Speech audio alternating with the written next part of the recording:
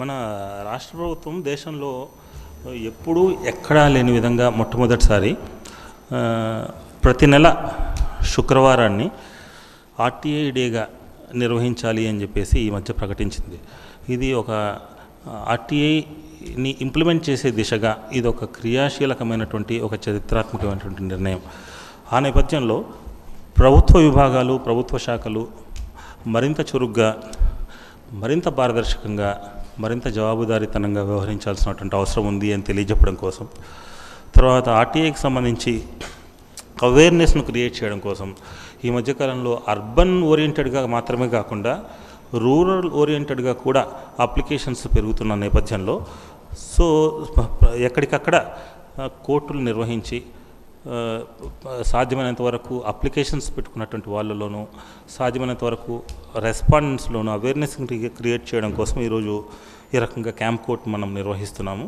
దాదాపుగా 20 నుంచి 25 అప్లికేషన్స్ ఈరోజు మేము డీల్ చేయబోతున్నాము. రేపు ఒక 25 నుంచి 25 అప్లికేషన్స్, దాదాపుగా సుమారు 40 నుంచి 50 అప్లికేషన్స్ 2 రోజుల వ్యవధిలో మేము క్లియర్ చేయాలని చెప్పేసి నిర్ణయించుకున్నాము.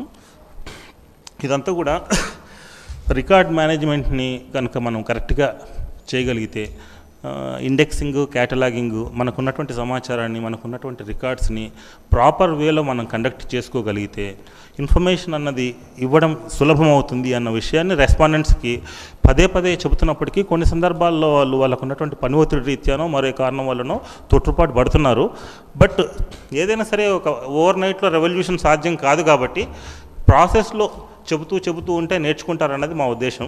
ఐ థింక్ సూన్ ఇప్పటికే చాలా వరకు వాళ్ళ వైపు నుంచి పనితీరు బాగానే మెరుగుపరుచుకున్నారు.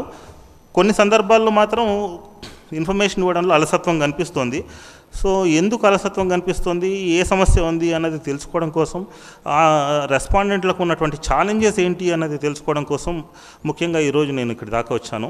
సో రెస్పాండెంట్లతో కూడా మాట్లాడి క్షేత్రస్థాయిలో వాళ్ళకు ఉన్నటువంటి సమస్యలు ఏంటి, మనం ఆ సమస్యలను ఎట్లా అధిగమించవచ్చు అన్నది వాళ్ళతో కాస్త చర్చ జరిపి సమస్య పరిష్కారం దిశగా మనం ఏం చేయొచ్చు అన్నది ఒక ఆలోచన చేద్దాం అన్నది మా ప్రయత్నం.